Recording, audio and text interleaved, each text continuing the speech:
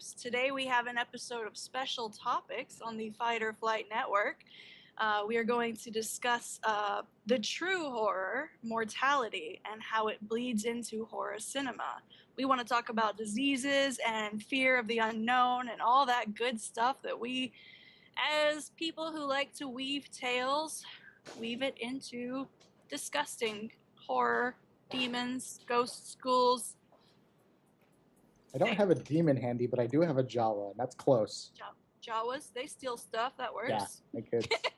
But we're If mostly...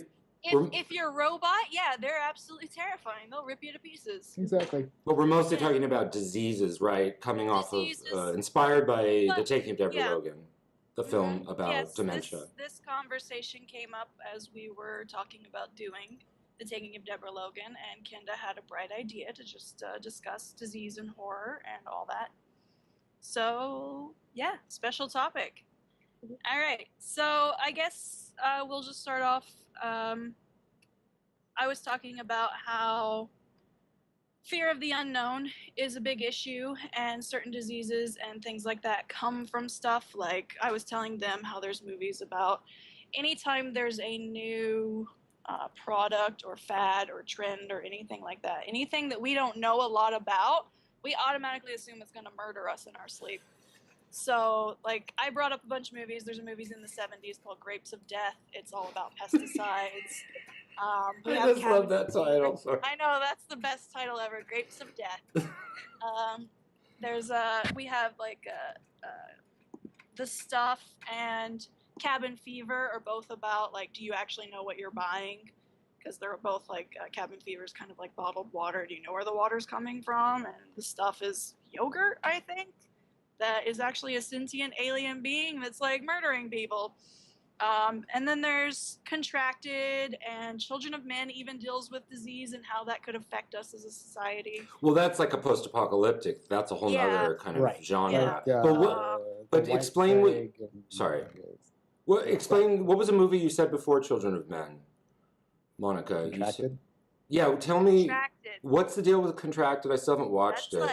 That's like zombie STDs. Yeah, that's why I thought it was an STD movie. Yeah. Oh god, it's bad. It's bad. And then I brought up too the Cronenberg movie. Rabid. Rabid is about a woman who receives a skin graft, and it's kind of another one of those things like, do you actually know what you're getting when you receive a transplant or a skin graft? And then also the movie The Eye is about that, where she gets like an eye transplant. And then all of a sudden now she sees ghosts. The core of it all is the fear of the unknown. What we don't know that can kill us. And it's not just here lately that it's been happening. It's been happening since the dawn of time. And I brought this up in the Deborah Logan, is people who had Alzheimer's or autism or stuff like that. If we didn't know what it was, we automatically assumed some sort of supernatural force was not even like disease, that sometimes if you just had like a bad year with your sheeps, it must be your daughter and you have to kill her because she's a witch. Apparently. But anytime we can't understand or we don't know what something is, we automatically as a people jump to supernatural. But I think the difference with the specificity of what we're talking about now and all the movies you mentioned, and the whole zombie thing too, is about how it interacts with the body. That your body is vulnerable and it's permeable, and you can't trust what's going into it, and you don't know what's going on inside your body, which is such a terrifying idea. And a lot of these movies, like The Crazies, is a situation where it's like a government conspiracy and they're testing, and it's something like like a spore or something in The Crazies that came in and made everybody murder each other. I don't exactly remember what it was, but I remember it was like a government cover-up. But it was you get sick, and we talked about like Contagion and Outbreak movies too. But I think they're the two big. I think one way to divide horror movies is either that are using metaphors, illness metaphors, and in so many zombie movies, they discuss it as a communicable disease, and each zombie movie has their own rules as to how that happens. And then there's Deborah Logan and other films some of the ones you've mentioned where there's an actual disease in the movie that turns into a horror film. So it's like, and then also a third option is what you said, Monica, about a lot of times if a movie about somebody possessed, they're always looking for the medical. If it's set in the present, certainly they're always looking for the medical explanation first. It's like today we look for medical. We look supernatural first, and we did not believe the medical explanation. I mean, for me, I see them both at the same time. Like, for me, The Exorcist she's possessed, but she's behaving like a teenage girl who's going through puberty. She's pretty disturbed, too. Or Carrie, that the idea of that amount of rage can hurt other people, not literally by burning the gym down, but that it's a metaphor for something very real or very tangible. So for me, it bleeds or it blends, whether it's supernatural or not, that you could see it both ways at the same time. So what you're saying, Noel, you made me think of, it could almost be an allegory in a way with how modern day we feel the need to just throw it back to a medical diagnosis when back before we felt the need to throw it onto a supernatural diagnosis. So it's almost like we're in a modern day witch hunt, but we're just using like medical diagnoses instead of supernatural. Not that I would ever want to go. Nah, that's a medical weird thing with the brain. Yeah. But we also do have some movies, or at least one story where it's like the disease from other animals. Like I brought up Outbreak. The monkey gets a disease, bites some of it, stuff happens. I don't think I've seen that movie since I was 5, so whatever. We joked about Dead Alive and the Sumatran rat monkey biting someone and then they become zombies, and that's a whole mess. But also Cujo. Which is a real disease, Right. Yeah. It's talking about the dog gets rabies and then it gets terrifying and stuff. That's another thing to consider. Yeah, and unfortunately most of these movies are going to be either possession or zombie. Those tend to be where your disease has come into play the most. There are a few rare other situations, and I'm trying, like Quarantine is kind of technically still considered zombie. Right. Contracted is still zombie. Infection is still zombie. There's 28 Days Later. 28 Days Later is zombie. Technically, even though it's zombies, dealt with as a disease. What were you going to say? Virus. Which one, Monica? You were going to say. Have you guys seen Antiviral? It's the Cronenberg's kids movie. Yeah. That one, I guess it isn't technically horror, but it is. No. I think. But it's where it's almost in the reverse of everything we're talking about. How in Antiviral, it's become the fad to buy the disease of a celebrity you like and infect yourself with it to be closer to that item of obsession that you have. And it's a really disturbing movie. I love Cronenberg, and apparently now I love his child too. His son, Brandon, taking Cronenberg's ideas and running with them. There's another one. Strain. Have you guys seen... the Andromeda Strain is a classic from the 70s, and that's so boring, though, because it's just the scientists trying to figure out what's going on, right? Yes, I think so. Yeah, it's really... but it's a classic in sci-fi. There's one I just thought of that's kind of interesting, that they use it in a different form than you would think of. Do you guys remember The Others? Yeah. You mean Nicole Kidman? They used the children's allergy to light as a reason to why the kids never went outside, when in actuality they were ghosts. Yeah. Like, they kind of used that one in a different fun way I just thought about. Like, it wasn't the problem, but it was the reason why you never saw the kids outside. I forgot about that. I just thought about that. There's also a movie called Black Death. It's interesting. What's that? It is a movie about crusaders who are trying to kill witches. Oh, right. And it's the whole point, the whole movie, you're like, oh, there's no witch, oh, there's no witch, oh, there's no witch. Oh, there is a witch. But... Also the plague. Yeah, there's also this thing called the plague. Basically, I mean, the end of the movie, how they finally fight the witch and her coven is like, congratulations, we brought the plague upon you. because the Crusaders, one of the Crusaders had the plague. Yeah. So it's like, that's how you fight witches, apparently. Yeah, Plague. just give them a disease and Yeah. death. Just like, bye, Felicia. Well, Yeah. one of my favorite horror stories of all time is Mask of the Red Death. Yeah, I was thinking of that too. Yeah, that's a good Which one. is not supernatural at all. Well, yeah, it is. It's allegorical. It's yeah. not, but it's puts, allegorical. What do you call that? It puts a personification on a disease. Yeah, makes the disease a character, which is so smart. So, What were you honestly, saying? What's Can the hear you word now. when you personify an inanimate object? I think that Personification? Yeah. Personification. There might be another word, but Or are you thinking of personification's like what what do you when you say animals? Anthropomorphizing? Anthropomorphize, yeah. Oh yeah. Yeah, that word. Yes. I'm right there. Yes, but the Mask of the Red Death. Yeah, that's basically what they were doing there, is personifying a disease. Right. And that was brilliant. I love that.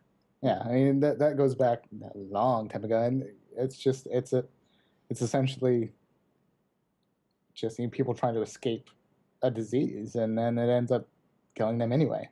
I'm trying to think if there's anything else that. Well, would Mask of the be Red Death is also about class. It's about the people that can afford to inure themselves from the Right. common disease. Yeah, But they're still getting the disease because, technically speaking, all men are equal, and money can't buy you. Well, it was like what they said about AIDS. You know, it was like a disease knows no morals. That's what they that Death is the great equalizer. well, that a disease doesn't care whether you're gay or straight or what kind of sex you're having. It doesn't. It's not a question of morality. It's a question of how a disease works. Mm-hmm. Oh, would you consider the Thing? Yeah, because the disease does anything it can to Yeah. survive. That's the thing. So it's just like the Thing. I mean, the thing is, you know what I mean? And I think we've missed that a lot of times. We talked about zombies, but most of the time vampirism is considered a disease. Even in we talked about in Dracula how it's actually presented more as a disease in the book. Van Helsing is the first person to say, like, this is a blood affliction. But he also says it's a spiritual affliction. He says there's a balance between Yeah. religion and science, and vampirism is like in that. Yeah. It's both a religious and a medical disorder. I've been spending the last few minutes trying to look up a movie, and I was like, oh, what is its name? What is its name? It's the movie where everybody goes blind. Oh, it's called Blindness. I've heard that people were really upset about that movie and about how it represented blind people. That it was really. It didn't represent blind people poorly at all. It represented people who didn't know how to be blind, all becoming blind. That's really good because that in most movies, when it comes to disease and horror and all that stuff, it affects your mortality, and mortality is the greatest fear, like the end of it.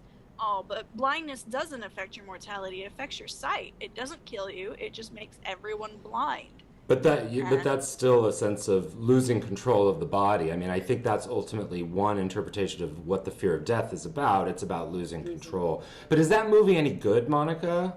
I heard such. I liked it. Oh, really? It's worth seeing. I thought it was really good, and it was really hard. It's really painful. Okay. But I don't feel like it makes blind people look bad at all. It makes idiots like me who would go blind all of a sudden not know how to be blind look bad. Okay.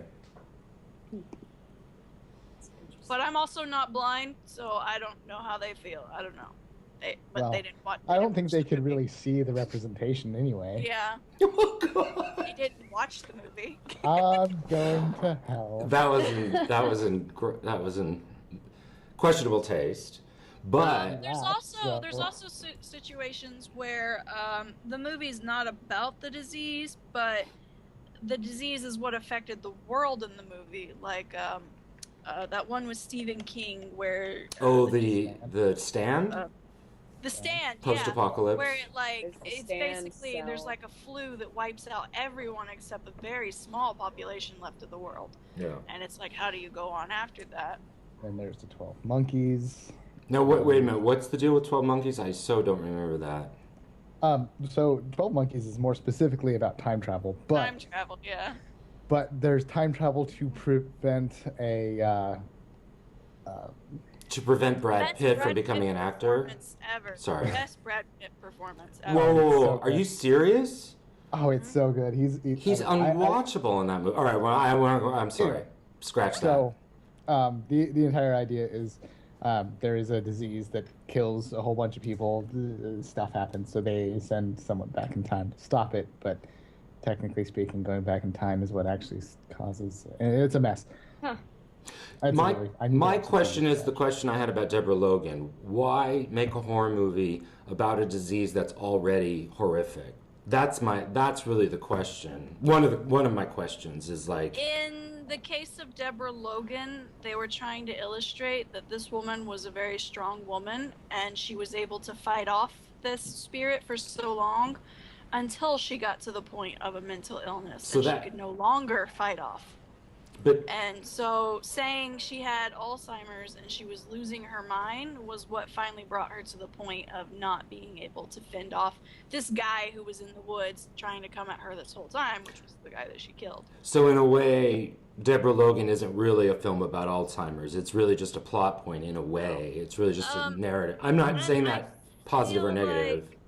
I feel like the reason why we have horror films about diseases and why we turn diseases into, and when I say horror films, I don't just mean like scary films, I mean like supernatural. I guess I should say supernatural and horror together, is because there is always that need to explain everything.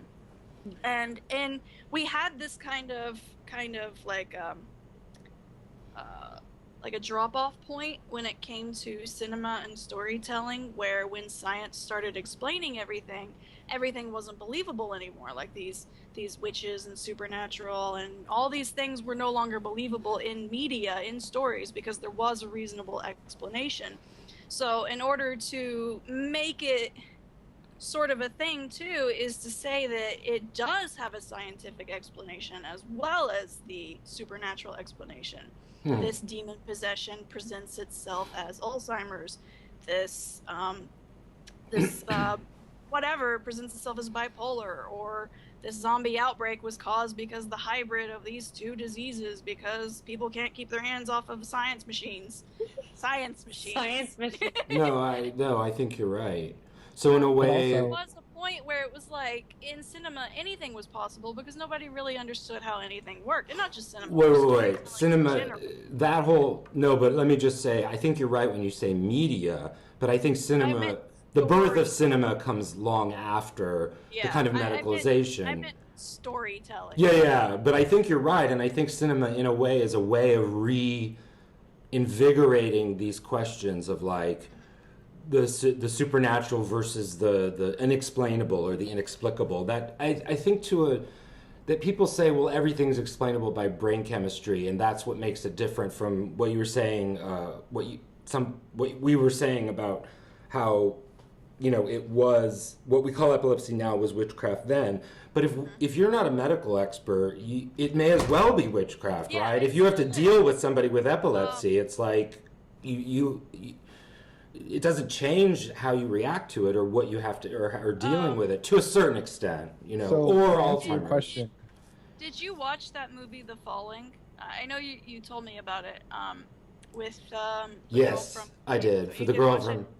Yeah, that actually makes me think of the scene where the girl's like the first girl kind of falls and the teacher doesn't know what's going on, and then all these other girls start falling, and even though like everybody tells them it's a seizure, because they don't exactly know how seizures work, some of them start believing that something else is happening, and even the teacher falls down, but hers was a reasonable explanation too. Like, what was her reason? The teacher's reason? She was pregnant. Oh, okay.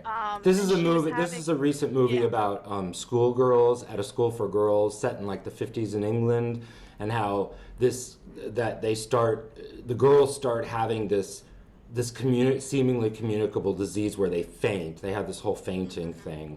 So it's like a disease metaphor, or it's in relation to stuff like the Crucible, and where they would have the fainting spells. The Crucible.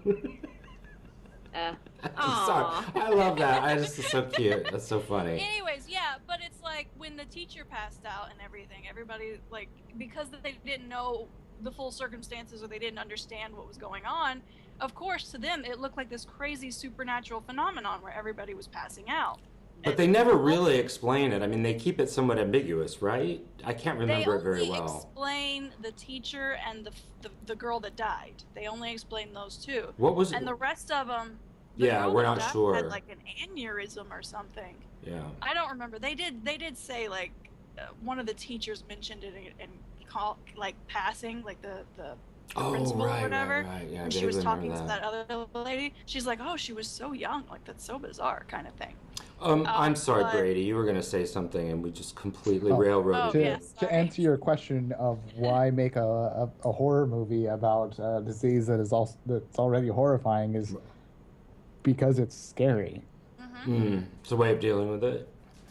I mean, it's not even that it's a way to deal with it, but see someone going through it makes it changes, scary. It even though they tell you it's Alzheimer's or they tell you it's whatever, it's still it looks like someone's being possessed because this isn't the loved one that you know. This is someone else. It is a very jarring change in the person, and it is scary. And because it's scary, it's easy to make a horror film about it, like when we were worried about nuclear fallout. Yeah.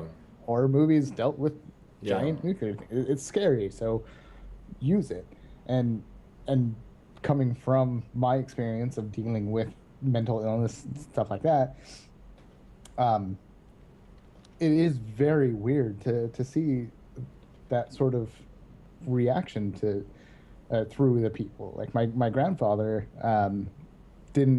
my grandfather hadn't seen me in probably about 10 years before he ended up moving in with us. So he didn't recognize me, facial hair, all of that. And for the first year-ish, whenever I would walk by, he would call me names under his breath. Like he just all the time, constantly. He called me a worthless bastard, things like that, constantly. And then with my niece coming in and out of the house, like visiting and everything, we're all pretty sure that he thought that my niece was actually my daughter, and I was basically ignoring my daughter, and I was just another deadbeat dad, and that's probably why he didn't like me. And it was pretty hard for. I would have smacked his fucking face. Yeah. Well, I have no empathy for anybody who behaves badly. Of what I was talking about with zombies. The reason why I like zombies so much is the person sitting right next to you, the person you've known your whole life, could at any moment be the threat. So with the Alzheimer's and stuff, like he was saying, it's like the person you've known for all these years is all of a sudden going through all these changes that we don't understand. And even though the doctors tell you, this is dementia, this is Alzheimer's, whatever, there's still that lingering thought of like, no, this is not this person I know. Right. And what's going on? I've had to call an ambulance for my mom having a seizure twice now. And the first time was just it was a horrifying experience, just hands down, just because I didn't know what to do. Watching her sit there and shake, and then the heavy breathing that she was doing, like how she was breathing changed the way that she looked. She looked like a different person. So I could see back in the day, without knowing, you see someone go through this, you could easily think that they were being possessed if you were that kind of superstitious. The second time we called the ambulance, she started coming to while the medical team there and the cops were there. So they didn't take her to the hospital, and the cops were talking to her. She was responding. And the hardest thing about that one is when the cop asked her if she recognized anyone in the room after she had said that this is her house and all of that. She looked at me dead in the eye and said no. Yeah.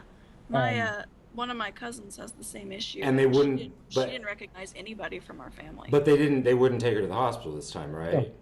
Because she was coherent. Yeah. She flat said, "I don't want to go to the hospital. I don't want to go with you," and that's the end of it. They can't take you against your will. Mm-hmm. And was she medicalized for the seizures was she given some kind of medication for the seizures after that? Yes. But I mean, she's been on anti-seizure medications for years anyway.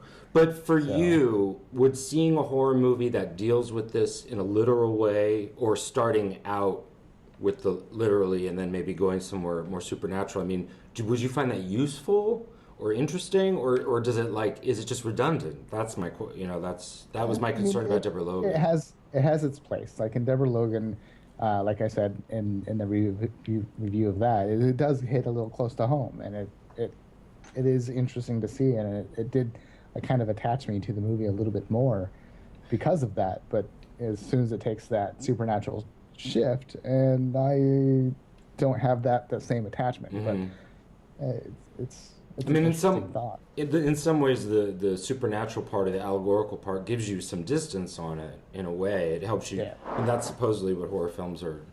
Help you deal with stuff that scares you by giving you that distance, which is speaking. Yeah. But I mean, I think that The Exorcist does it so well. Some of the most horrifying sequences in The Exorcist are when she's getting the spinal tap and stuff like that, and they show the film shows the contempt. Modern medicine can be just as medieval and just as scary and assaultive as ancient Catholic ritual. The ambiguity is what is interesting to me in the first half of The Exorcist. When it turns into a very simple battle between good and evil, then it's less interesting. I think my favorite vampire movie, one of them is Martin. I don't know if you guys have seen Martin, where you never know, I think, all the way till the end, is it mental illness or is he actually a vampire? And there's not many movies like that where they're able to maintain that kind of ambiguity. K-Pax. What? K-Pax. What's not a horror film. K-Pax is an alien film. Is he an alien or is he crazy? Oh, okay. I never even heard of it, but it sounds like right up my alley. Well, you don't like Kevin Spacey, so obviously. Yeah. Oh, that's true. I don't. But if he's playing an alien, maybe that'll work. But I really hate him. He's so good in it. He's good in it. Okay. I like Kevin Spacey. I feel like, again, talking about the balance of religion, or not religion, but supernatural and science, would be aptly described in one of my absolute favorite TV shows. I'm ready for this. My all-time favorite TV shows, where you have basically supernatural and science Full hand House? in hand. This Full is House. X-Files. Oh, okay. Every episode they deal with, one is always trying to find the supernatural explanation and the other is trying to find the scientific explanation. But doesn't the show, I mean, from the very first episode, the show is so on the side of the supernatural, don't you think? The show... No, absolutely No? not. Because the show is on the side of supernatural things do exist, but there's a scientific reason for them. right, there's 70% of everything that happens is, look, it's science. Yeah. But it appears as supernatural. All these things that people are claiming are true. They do happen, but there is a scientific explanation. Right. But in the back end of everything, in X-Files, there is some sort of alien activity that does exist, and that's what makes it science fiction. Well, my big issue, my big thing is mental illness, because that's still a very scary thing and more than just a physical. Yeah, and my boyfriend talks about visual. it too. Why he loves Lovecraft so much is because, you can lose an arm, you can lose a leg, you can lose whatever, and it's scary. It is definitely scary, but it is not the same kind of horror as losing your mind.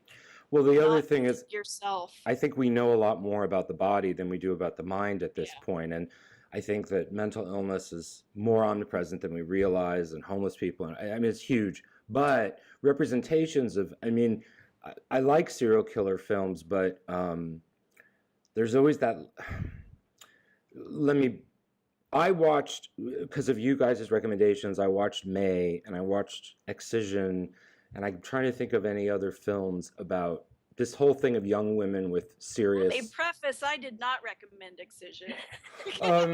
Well, you recommended it for Brady, but I was... recommended it for Brady. But I wanted to see if I could do it, and I don't regret seeing it, but it does... Maybe I have a mental illness. Have you seen it? No, I haven't. You haven't watched it yet? I know you guys really love May, and my problem with both of those films isn't so much about filmmaking. I think they're both very well made. My question is, I don't know if it's a problem, but it's a question, or I'm troubled by. It feels with both of those films are about young women. One's maybe supposed to be in her late teens, although she's so obviously older than that. Yeah. And one of them's supposed to be well into her 20s, maybe even towards early 30s. And they both have serious, I would say, social. They're both socially, what do you call it? They're on the spectrum of. They definitely have pretty severe personality disorder.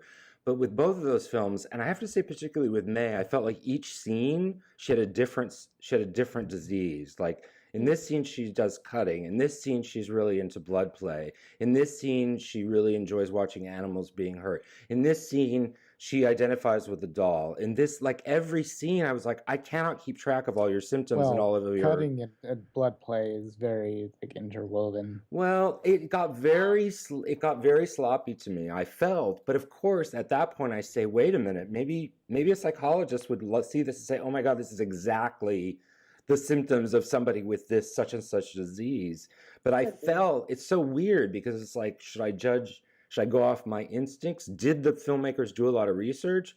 I felt like they didn't. I felt like they threw a bunch of symptoms together that were interesting to them. And I'm not saying they did it cheaply, but I didn't feel that it added up to a coherent personality that's losing coherence. 7 years. I know, or like 10 years probably actually, but I do know 10 years ago I loved it, but I'm not it's not so much about criticizing the film. It's about representations of mental illness in horror films. And this goes back to like, I don't know, Psycho, or, the serial killer film is like, do they really get into, or has the filmmaker really done his research about why the serial killer does what he does, or maybe nobody knows, or I don't know. It's always a provocative question. We know that filmmakers and TV just sometimes they don't do their research, or they over embellish. We know this happens, and I think that is a problem when it comes to some of the diseases and mental illnesses. Is when people see this sort of thing represented in TVs and movies, they take that as truth. And that is a problem. That's dangerous. Yeah. It's scary to me, though, because I thought, I like to compare Silence of the Lambs with Manhunter. Silence of the Lambs is the Jonathan, everybody knows what Silence of the Lambs is.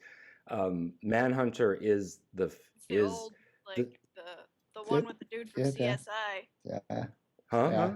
Choose your next words very carefully, or I'm going to yell at you. Well, you're always going to yell at me. I'm used to it. I'm numb to it.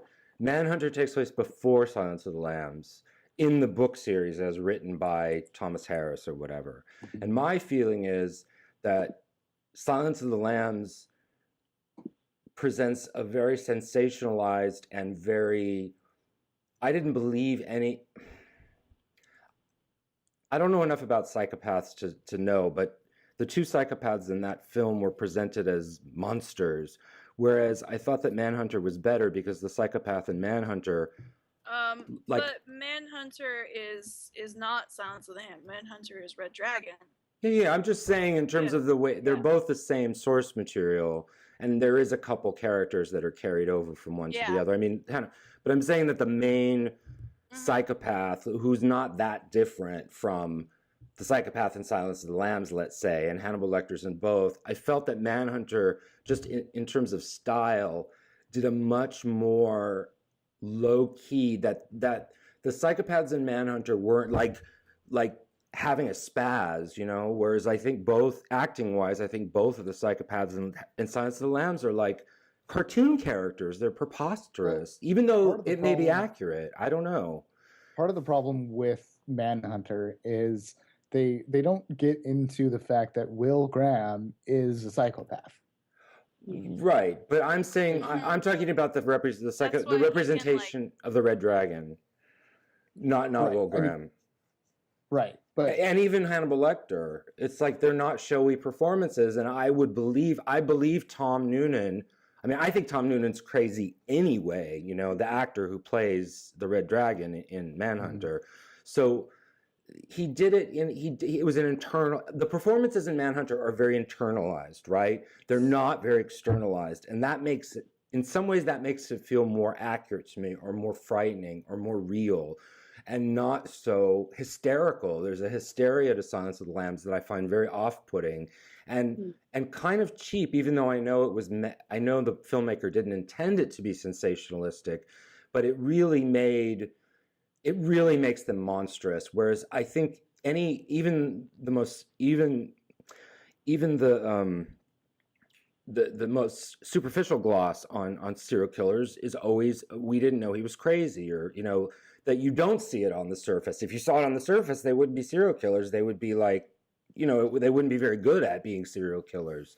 So I don't know. I mean, I just feel like there are ways of representing mental illness, and whether there's accuracy or not to it medically, I still feel like there are times when it really rubs me the wrong way, and it feels sensationalistic and it feels exploitative. And I think Manhunter versus Silence of the Lambs are perfect because it's not the exact same story, but it's the same world. Right. And how to watch Manhunter again because it's been forever. But when we get into the Hannibal TV series, they're showing the same sort of psychopaths as it were, but they're going more into how each one is a little bit different in their head. Like we say psychopath, but that is just a general broad term for this guy is crazy and violent. So there's in the TV series they separate everyone a certain way, and yes, they're violent, yes, they're murderers, but they're also distinctive. Yes, they're very distinctive in their mental disorder, whereas in Silence of the Lambs, they're all just crazy.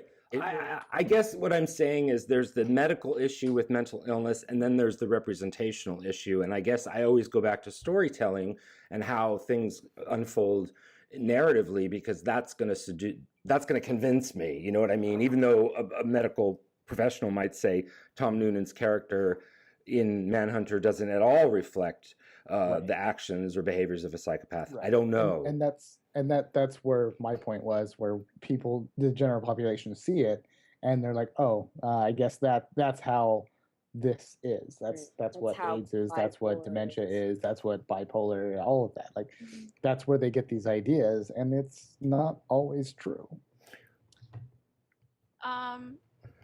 Okay. So while you guys have been talking, you brought up something, Noel, about how people use, I think you just briefly said it, but how they use it to explain, or not from the point of view, or maybe it was Brady, I don't remember. One of you guys said, not necessarily from the point of view of the person going through the disease, but the person, like, helping them. And I feel like that kind of got me on a thought process, which is why I was quiet for a really long time, of it possibly being more, not so much, how am I trying to say this? Basically, as a person watching someone else go through these horrible diseases,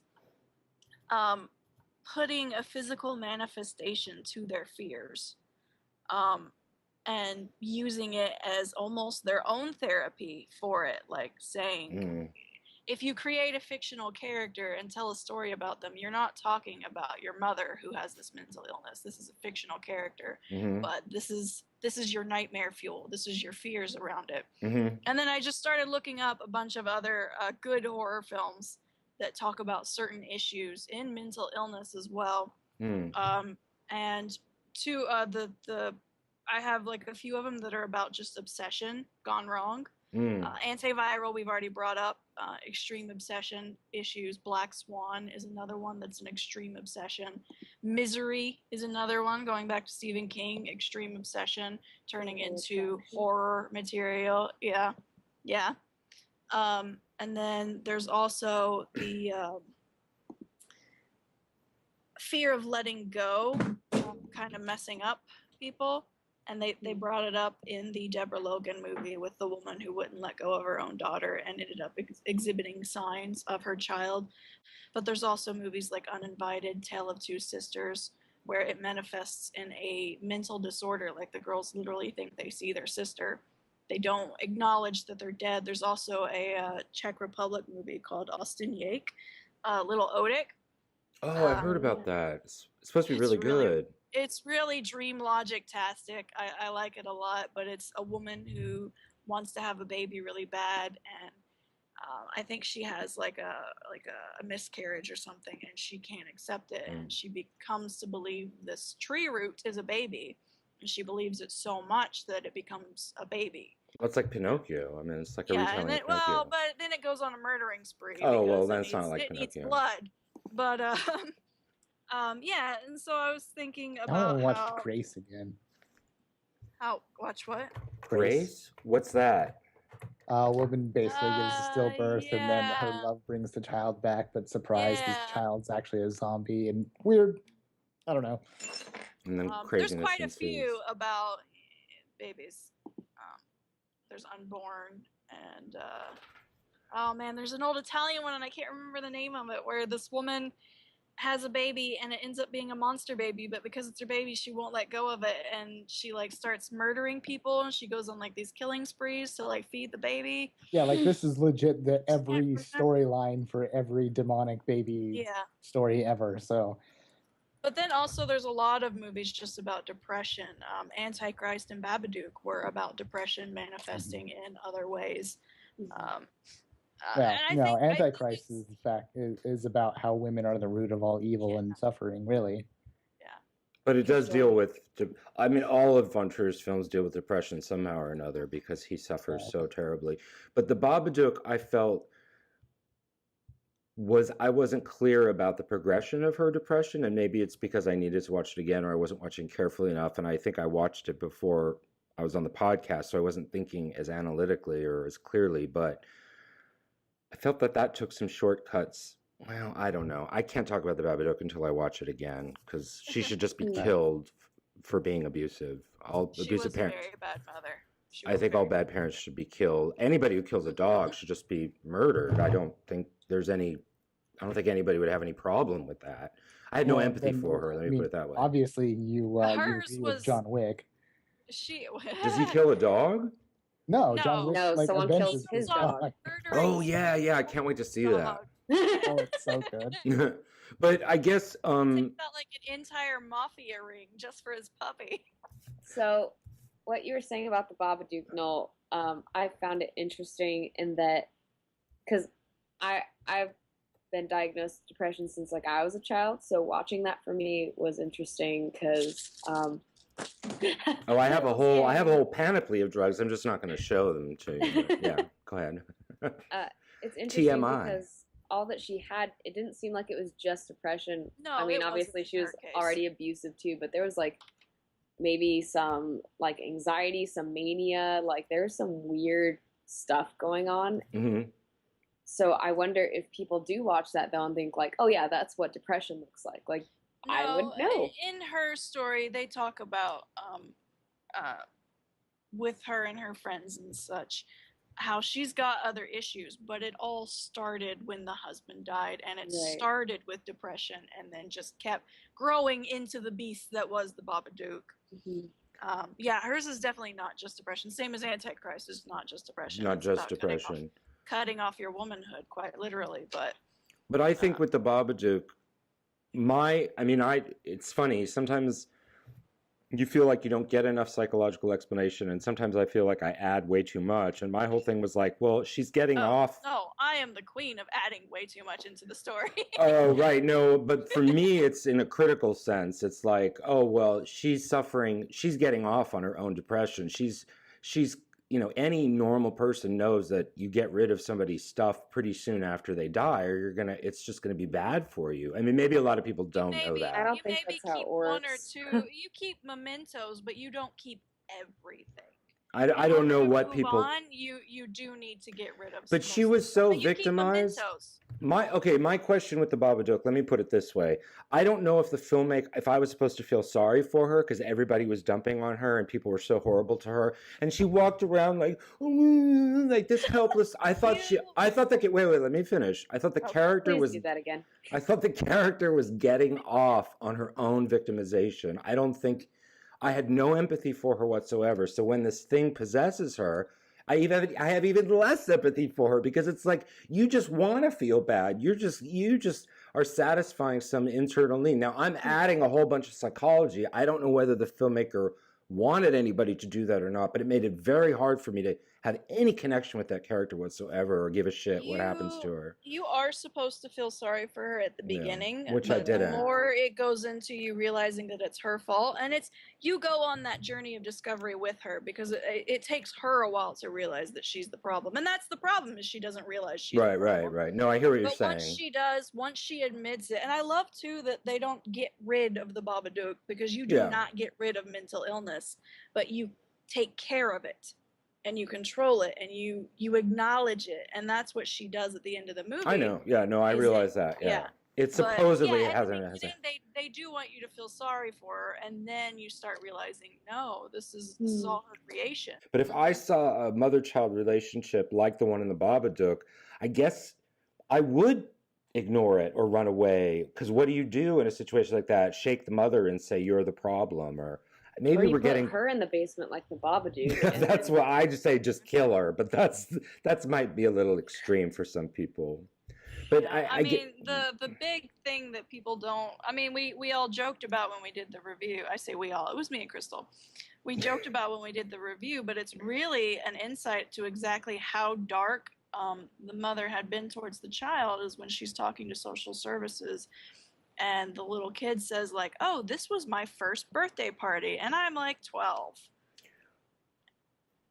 Wait, what are you talking about? I don't remember that. Yeah, I vaguely remember it. When the social services come at the end. Toward the end, and they've dealt with their problems and everything's great. And the mother's being nice to the child again. She gives him his first birthday party. The child never had a birthday party because the mom never cared about him enough. His birthday was always shared. Yeah, it's the same day as the dad died, right? Yeah. Still, I don't care. No, I agree with you. That child gets a birthday on his birthday. He was sharing a birthday with. Do it.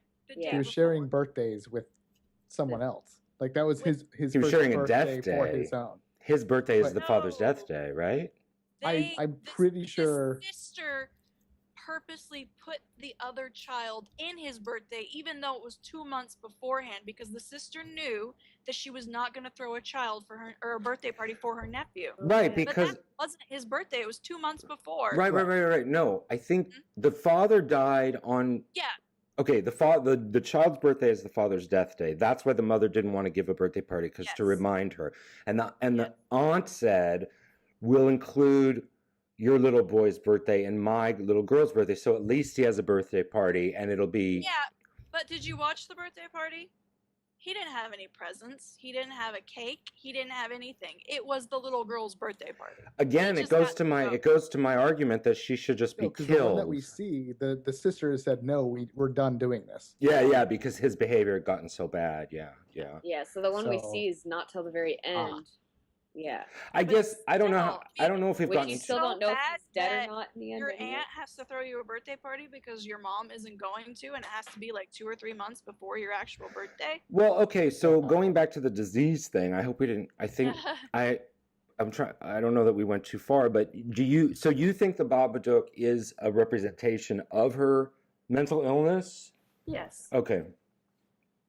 Yeah. It's grief and it's other things too. It's a lot of stuff. Yeah, it's not just depression. It's everything she's not facing. It's all lumped into a monster. But the monster is also her.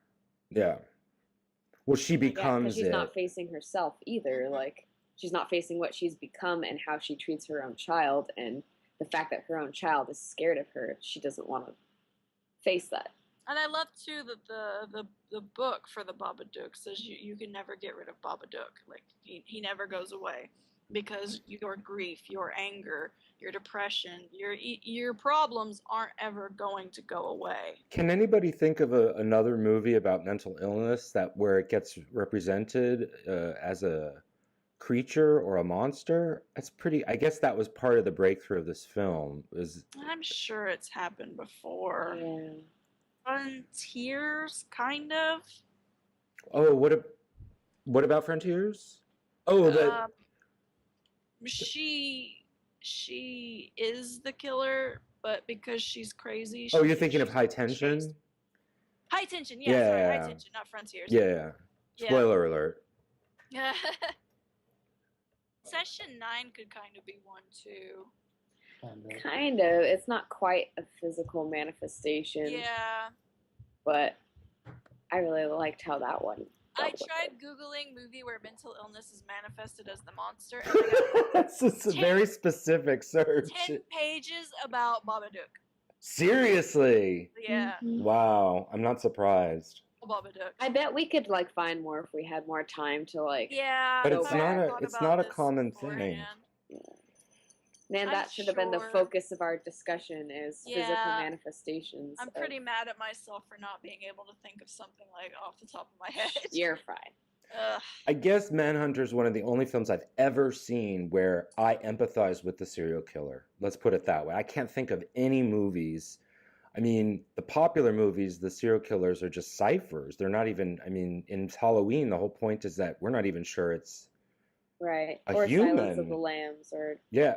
Well, yeah, or it's a grotesquerie like Silence of the Lambs. It's a freak show, or it's almost vaudeville. he's a cipher too, is that you don't That's understand true. That's true. why he is the way he is with not just Buffalo Bill but Anthony Hopkins. Like you just don't get where they're coming from. Right. Anthony Hopkins says nobody. Hannibal Lecter does say nobody turns into Buffalo Bill without a long history of very systematic, extreme abuse. But that's really all we get. That's the movie. Oh yeah, I love that's a good Mr. one. Brooks.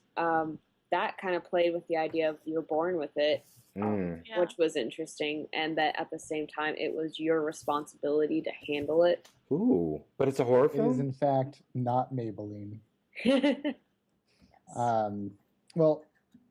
We brought up Stephen King a couple times, and that brought The Shining to mind, where they go to the hotel and he's trying to get inspiration to write or whatever, but is also like completely psychotic. And it's Oh, The Shining, right? yeah, and Well, it's not a at really first. right, fair. like, right. But we know that Um, there's a history of child abuse. Yes. Right. So it could have just been like the seclusion just brought everything out, and it could have been that and it's such a good representation. The stairs scene, like he's walking up the stairs, he doesn't blink the entire time. He's like, I don't want to hurt you. I just want to bash your brains in. Bash them I right just the realized, fuck are in. you talking about physical manifestations still? That's what The Shining is? Kind of like it's Okay. it's Because that makes sense. he's kind of like becoming this thing, this monster, whatever, and to save his family, he's just like, you go and do your thing. I'm going to sit out here and freeze to death. And I think in the book it actually goes more into the fact that he makes the choice to die in the snow, Which In the is book, the boiler explodes. oh right, okay, I don't remember. I've That's read okay. the book. That's an once, interesting forever interpretation. ago. I've never heard that interpretation, and Yeah. maybe he chooses. Who knows? Like maybe he makes that choice to because Right. there's still a part of himself deep down, Right. under everything. Yeah, Although- it's a thought, but I'm not sure if that's what was intended. I don't really remember. It could be. I mean, Donnie Darko, physical manifestation of Oh your yes, mental illness. It's one of my that's favorite great. movies. That's a I can't believe I great. didn't I think of never that. would have thought of that. That's so good. Actually, I was just about to say Attic Expeditions, and I'm like, no, Donnie Darko. That's great. Oh yeah. You don't know how many people I've tried to show that movie to, and they're just Oh, like, it's "Why so are we good. friends?" And I'm like, No, "Oh, the movie's Why are you amazing. wearing that stupid human suit? At one point, I think I owned 3 copies of it. that's awesome." Like, yeah. Well, it's I another had one the like original edition, then I had like the limited edition, and then I thought I lost the limited edition, so I bought another limited edition, and I found it. So then I had like 3 copies of that movie, and I'm like, I'm okay with this. You can never have too many, so it's okay. I But love. Noel, you should see Mr. Brooks if you haven't. Yeah, yeah, would- no, definitely. Mr. Brooks, K-Pax, and what were some of the? Oh, there's some. I Sell the Dead. Attic Expeditions, I Sell the Dead. Attic Expeditions, I just want you guys to see if you can tell me what it's about. Attic Expeditions, huh? Obviously, Seth exploring Green, the attics. Expeditions. yeah, you go with Yeah. that and watch the movie. Is it attics? I plural? think they're meaning attic expeditions. Ooh, your attic. allegory, metaphor. Okay, that's a good. That's a very good. Maybe note to end on, but it's also very. That might help me open my mind a little bit. that it Just make can all the be noise really quick. it can be metaphorical and real at the same time. Yeah. Mhm. Yeah, Yeah, you're like a cat with a bunch of jingly things tied to you.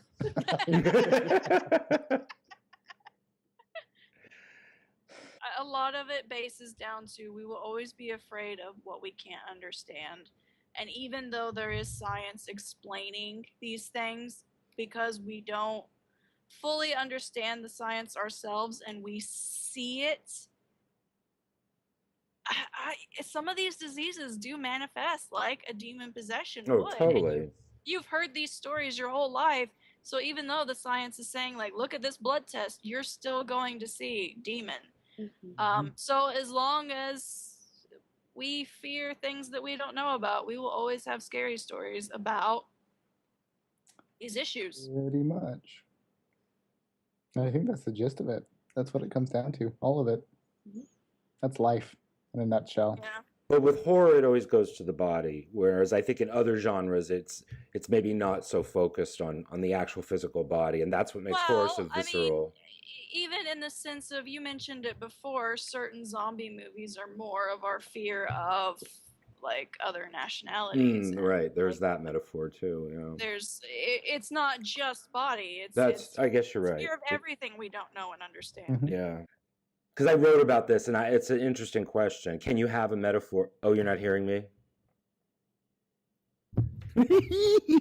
I must have looked ridiculous. Hello?